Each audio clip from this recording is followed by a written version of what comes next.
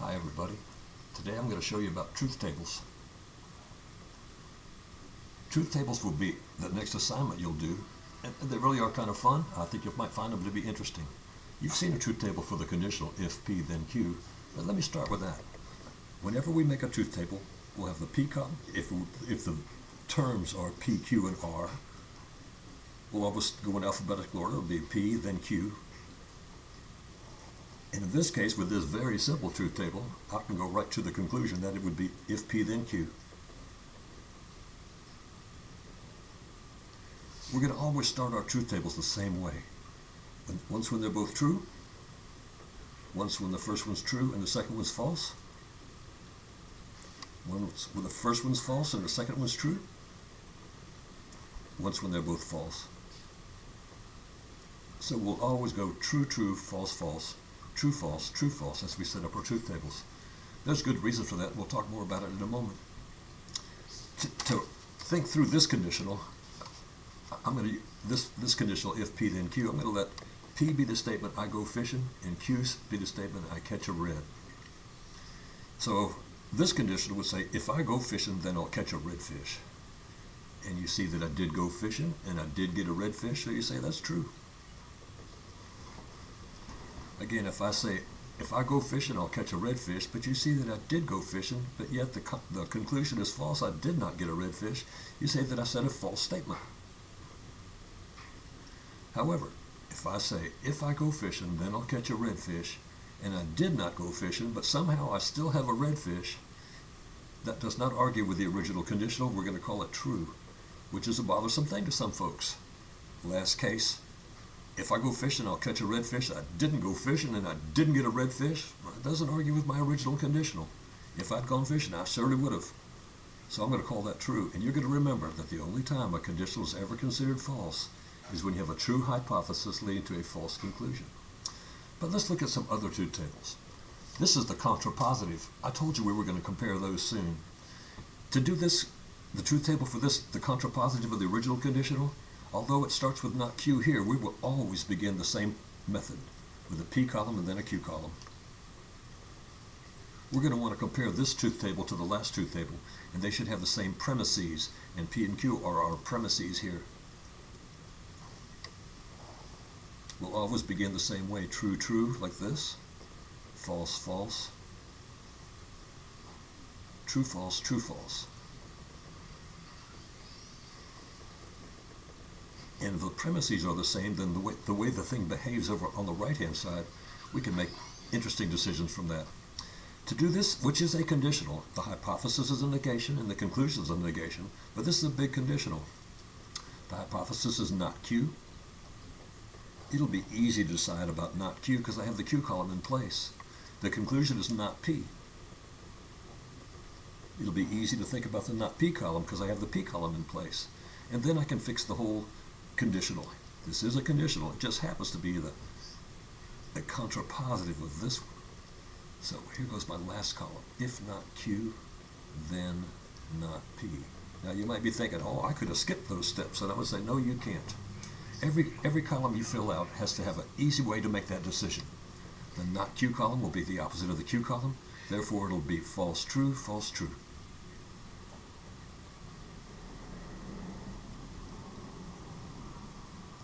The not P column, easily predictable, the opposite of the P column, therefore false, false, true, true.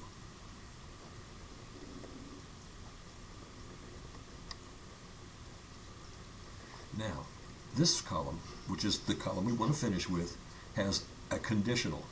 Here's the hypothesis, and here's the conclusion. The only time a conditional is ever considered false is when it has a true hypothesis leading to a false conclusion. Therefore, I know in that instance it is false. All these other cases, false hypothesis and a false conclusion, is strange, but it's true. These cases are also true. Remember, the only time that a conditional is considered false. And what you would consider now is, look at this last column. True, false, true, true. Hey, Marcus, no noise. And look at the last column here. They are equivalent columns. That tells me that these two statements are true and false under the same circumstances. Therefore, these two statements are logically equivalent. Let's go further. Let's make a truth table for this fella. Every truth table we begin with, you'll have to have a P column first and a Q column. Perhaps you could have an R column if we introduce an extra variable, but for right now it's just going to be P and Q. Really, the best part of the thinking takes place along the top row. I can't just go straight to this last statement yet. What do I need first to build this? And like in an algebra class, you think about what's inside the parentheses. And I'm going to need a not Q column, which would be an easy decision to make. I can look at the Q column and I know just what to think about the not Q column. And once I have the not Q column in place, I think I could put this conjunction together. This AND statement with P and not Q. Since I have a P column and a not Q column, that would be an easy decision to make. P and not Q. And once I have that column in place, which is what's within this parentheses, I could do the opposite of that or the negation of that. And then I would be finished with this truth table. It's important that we have each of these steps along the way.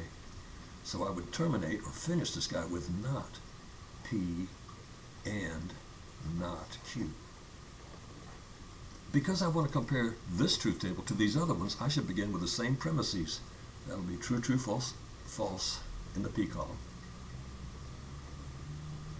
And then true, false in the Q column.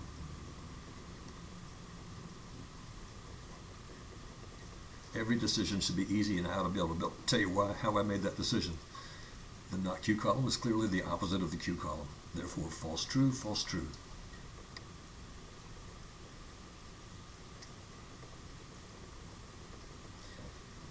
This column is a conjunction. Which two things is it conjuncting? It's conjuncting the P column and the not Q column. It's putting them together with AND. An AND statement's only true when both parts are true. Here part is true and part is false. I gotta call it false. Here both parts are true.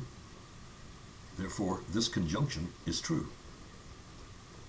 Here both parts of that conjunction are false. I've got to consider it false.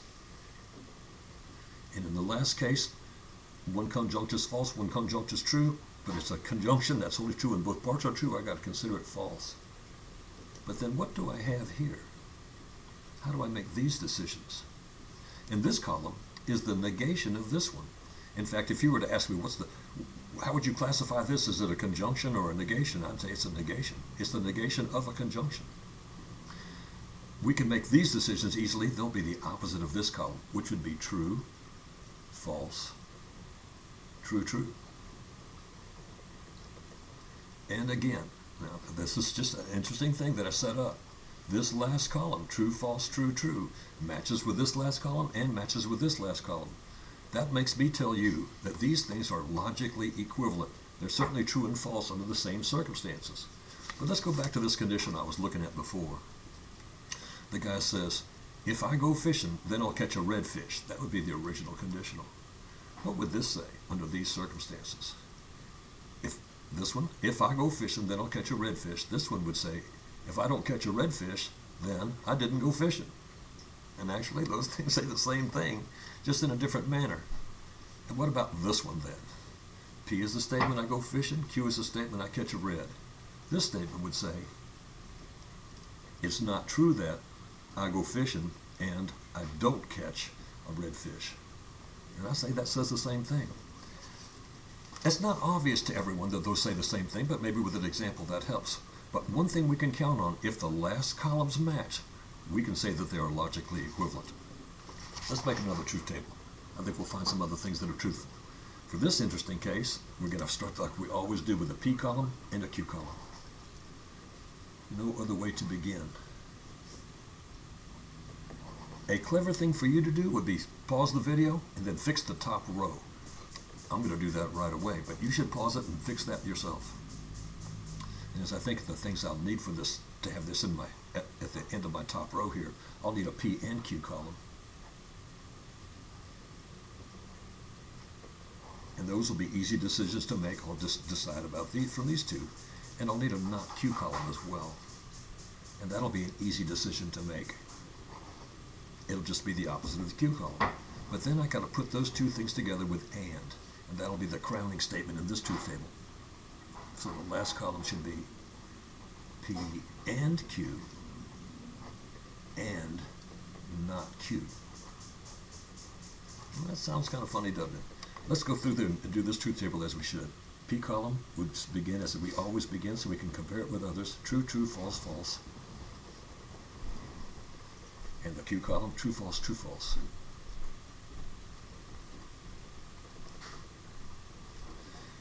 This is a conjunction, an and statement. An and statement is only true when both parts are true. It'll be true here. But in every other instance, it's false.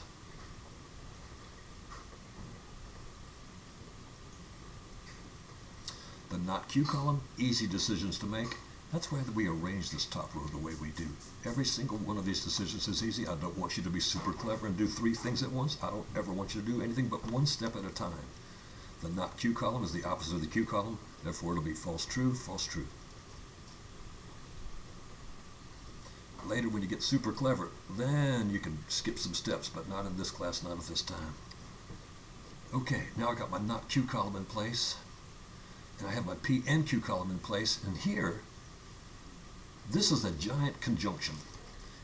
This is one of the conjuncts, and there's the other conjunct. I need to put this column together with this column, and I'm going to connect them with and. And I'm remembering that an and statement is only true when both parts are true. Here part is false, I got to call it false.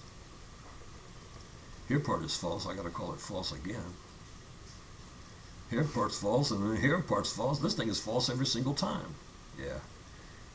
This is an instance of a contradiction. A contradiction is a statement that is false at all times. Contradiction. To speak against yourself, contradiction.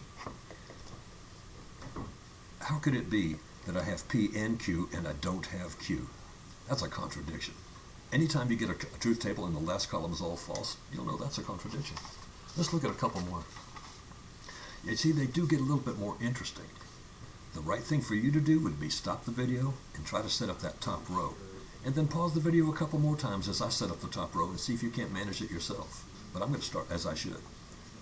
I'll need a P column and a Q column.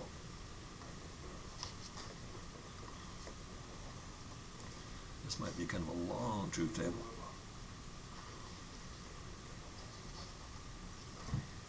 This truth table is a giant conditional.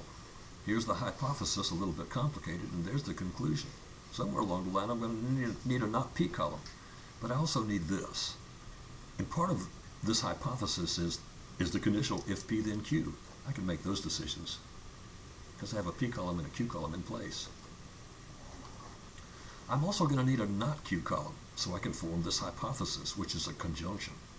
I'll make a not Q column. And then if I have this conditional and the negation of Q, which is this hypothesis, I can put those together and I'll have the hypothesis in place. If P then Q and not Q. When I have this column filled out, I'll have the hypothesis in place. But to do the whole conditional, I'll need a not P column. I'll need the conclusion. The not P column will be easy. It'll be the opposite of the P column. And once I have that in place, then I think I can do the whole conditional, because here's the hypothesis and here's the conclusion. So let me just set that up with brackets. In parentheses, if P then Q and not Q, then not P. And they do get kind of interesting. We'll begin as we always begin. True, true, false, false. True, false, true, false. To use this video well, you ought to pause it lots and see if you get a couple of the columns just like I get my columns. Pause it now and do the first couple things, then I will too. A conditional. The only time a conditional is considered false is when you have a true hypothesis and a false conclusion. It'll be considered false in the second instance. The other instances are true. The not Q column, opposite of the Q column, therefore it'll be false, true, false, true.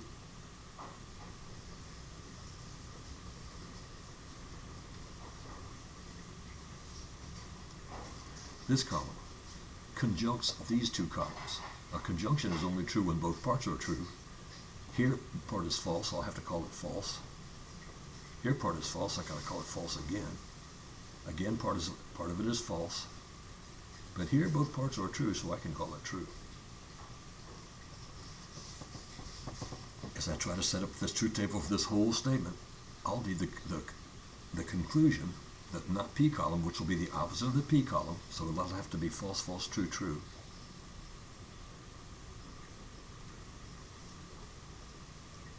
Now, I think I can finish this truth table. This big clumsy statement over here is a conditional. This is the hypothesis, and it's right here. And this is the conclusion right there. And I got to decide the truth values for this column. Because this is a conditional, I should remember the only time a conditional is ever considered false. A conditional is only considered false if you have a true hypothesis leading to a false conclusion. And that doesn't happen here. False hypothesis and a false conclusion is true. Again, that's a true statement. A false hypothesis and a true conclusion is true. A true hypothesis and a true conclusion is true. This statement is always true. This statement is what we call tautological. I'll spell that for you. T-A-U-T. Tautological. What is the tautological statement, you might ask? It's a statement that is always true under all circumstances. Let's see, look at this one. Using the one I talked about before, about if I go fishing, then I'll catch a redfish. And I didn't get a redfish, well, that means I didn't go fishing. There's lots of things you could fill in there and see that this is a statement that is in fact always true. One more truth table for us to consider. This guy, what's the dominant connective? It's a conditional. The hypothesis happens to be the negation of a disjunction, and the conclusion happens to be a conjunction. And let's just see how this thing behaves. How should we do the truth table? As we start every truth table with a P column and a Q column. Don't know exactly how long this will be, but pretty long. Set up that top row before I do. Pause this video and make that happen. I'll need the P or Q column. I don't want to skip any steps. I want to show how this is decided. Once I've got the P or Q column, to get this hypothesis, I'll need its negation. One step at a time.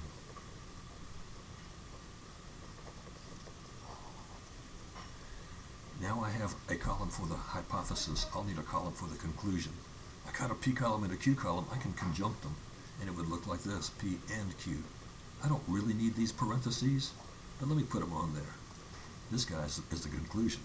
Here I got my hypothesis. Here I have the conclusion. Here I think I can write the full conditional. That's what this is a big conditional. The hypothesis was not P or Q. And the conclusion is P and Q. Got to begin them like we always begin. True, true, false, false. Then true, false, true, false.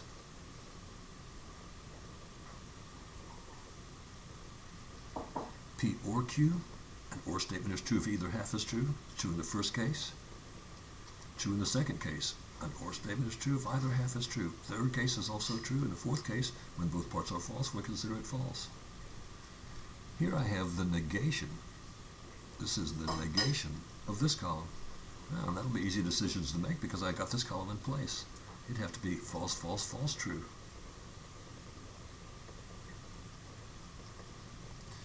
Here I have a conjunction. The conjunction of P and Q. I should remember that a conjunction is only true when both parts are true. It'll be true in the first case. But in every other case, someone is false. So I'm going to call it false for those other three cases. Okay, I get a chance to finish this conditional now. Finish this truth table, which is a conditional, with this hypothesis and this conclusion. Because this big thing is a conditional, I'm going to think, well, when would I ever say that this thing is false? Is there ever a time that the hypothesis is true and the conclusion is false?